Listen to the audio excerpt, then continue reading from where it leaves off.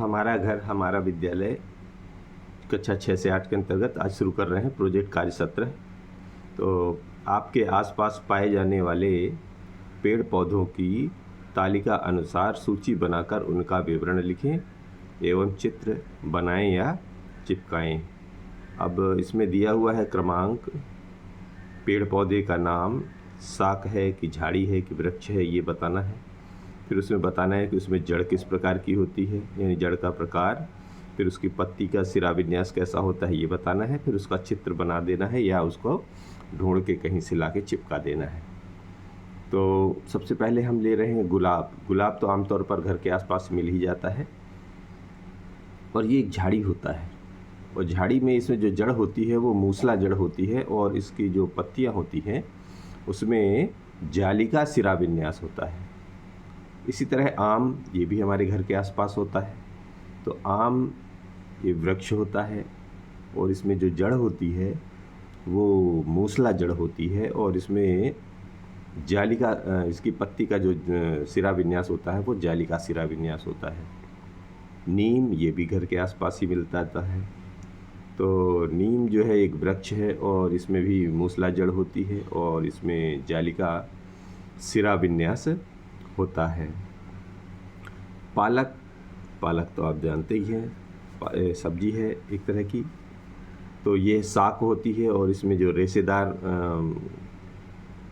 जड़ होती है और इसकी जो सिरा विन्यास है वो पत्तियों का समांतर सिरा विन्यास होता है।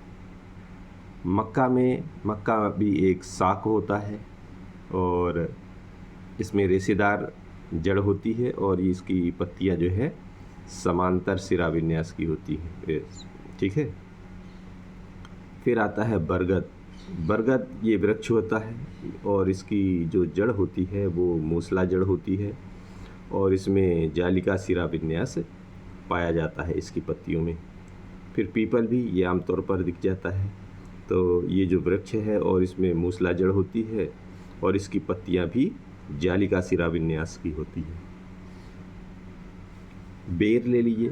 बेर कौन सी? वो जंगली झरबेरी की बात हो रही है यहाँ पर। तो वो झाड़ी होता है और इसमें मूसला जड़ होती है और यह जालिका सिरा विन्यास की होती है। और मटर, ये शाक होता है और इसके रेशेदार जड़ होते हैं और समांतर सिरा विन्यास इसकी पत्तियों में होता है। और इसी तरह बैगन, बैगन ये एक शाक होता है और रेशेदार इसकी जड़ होते हैं और समांतर सिरा विन्यास इसमें पाया जाता है पत्तियों पर। ठीक है। अब इसी में दूसरा प्रश्न ये है कि किसी भी पुष्प जैसे गुड़हल, धतूरा आदि आंतरिक भागों की पहचान कर दिए गए बॉक्स में चिपका कर लिखें। तो इसमें देखिए, या तो आप कहीं से किताब से चित्र ले आके चिपका लीजिए या ऐसे ही बना लीजिए। तो ये गुड़हल का चित्र बनाने की कोशिश की गई है और इसमें जो दिखाया गया है, इसका से जो नाम लिखा गया है, तो ये जो ऐसे ये पीले कलर के बन दर्शाए गए हैं ये परागकोश कहलाते हैं। और ये जो ये होता है ये पत्ती, ये पुंकेसर कहलाता है। और ये जो ग्रीन ग्रीन भाग है ये स्त्री केसर कहलाता है। और इसको अगर इसका जो अलग अलग करें तो ये जो डंडे टाइप के बने हुए थे वो यहाँ बनाए गए हैं। इन्हीं को जो है ना, ये जो ये पीले पीले हैं ये परागकोश हो जाते हैं और इसमें ये डंडा बना रहता है, इसको तंतु कहते हैं। और इसी में ये जो ग्रीन ग्रीन ये डंडा सा गया है ऊपर, ये कुछ ऐसा होता है इसका जो है ना, तो इस स्त्री केसर कहते हैं। तो ये इस ऊपर वाला भाग होता है इसको वर्तिकाग्र बोलते हैं और इसे जो डंडा नीचे की तरफ आता है इसको वर्तिका बोलते हैं। और ये जहाँ पर जॉइंट्स होता है इसको बोलते हैं अंडाशय। तो इस तरह ये प्रोजेक्ट 17 हुआ। इसी में ले लेते हैं प्रोजेक्ट 18। तो प्रोजेक्ट कार्य 18 में दिया हुआ है कि नीचे दी गई तालिका को ध्यानपूर्वक पढ़ें। वर्ष 2011 की जनगणना के अनुसार प्रदेश के 5 जिलों की जनसंख्या तालिका में दी गई है। शहर का नाम इधर लिखा है, इधर जनसंख्या दिया है, लाख में दी गई है वो। ठीक है। तो जो शहर हैं इंदौर, जबलपुर, सागर, भोपाल, रीवा और आंकड़े सामने लिखे हुए हैं। फिर ये कह रहे हैं कि उपर्युक्त तालिका के आधार पर दिए गए स्थान में दंड आरेख बनाइए इस कार्य में आप अपने भाई बहन व शिक्षक की सहायता ले लेते हैं, आप ले सकते हैं। तो देखिए, जब इस तरह के ये पैमाने वाले जो ग्राफ आते हैं ऐसे वाले बनाने के लिए, तो ग्राफ बनाने के लिए सबसे पहले एक इधर क्या किया जाता है कि एक्स अक्ष और वाई अक्ष, ये ऐसा ये वाई अक्ष और ये एक्स अक्ष बना लिया जाता है। फिर क्या किया जाता है, इसमें जो आपको मानना क्या है, यहाँ पर तो एक एक्स अक्ष पर जो शहर के नाम दिए थे ना इधर ये, और तो शहरों के नाम हम लोग यहाँ पर लिख लेते हैं, और जो जनसंख्या दी गई है ये, इनके आंकड़ों के लिए हम यहाँ पर जनसंख्या वाई अक्ष पर ले लेते हैं और एक पैमाना मान लेते हैं। पैमाना कहाँ पर, जैसे एक इकाई बराबर 10 लाख, क्योंकि काफ़ी मात्रा में 10 लाख में दिया हुआ है ना ये, मतलब 10 लाख के ऊपर है। तो हम भी यहाँ इकाई से शुरू करेंगे कि 10, 20, 30, 40, यानी कि यहाँ पर जो भी ये इकाई जो दी है यहाँ पर 10 लाख आदमी आ जाएंगे। तो ऐसा करके हमने अपने ये पैमाना बना लिया है। अब फिर क्या करते हैं, ये जो शहर दिए गए थे, शहर हमने यहाँ पर लिख लिए, इंदौर, जबलपुर, सागर, भोपाल।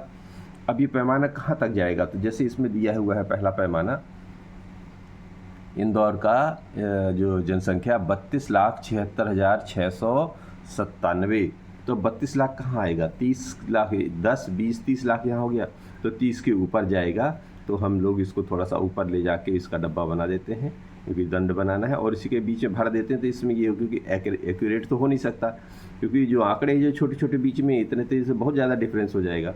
तो उसका एक तरीका ये है कि आप इसको यहाँ पर लिख दें और इसके ऊपर ले जाएं। दूसरा है जबलपुर, जबलपुर का है 24,63,289, तो 24 लाख कहाँ होगा, ये 25 से थोड़ा सा नीचे, तो यह 25 से थोड़ा नीचे ले आइए। सागर का है 23 लाख, तो 23 लाख क्या है, इससे थोड़ा नीचे ले लीजिए। फिर इसी तरह 23,71,061, तो ये इसके भी कम है, तो इससे थोड़ा सा नीचे इसको ले लीजिए। और ये तो और इससे कम है, तो इससे थोड़ा सा रीवा को थोड़ा सा इसी इन दोनों ग्राफों से थोड़ा सा और नीचे उतार लीजिए।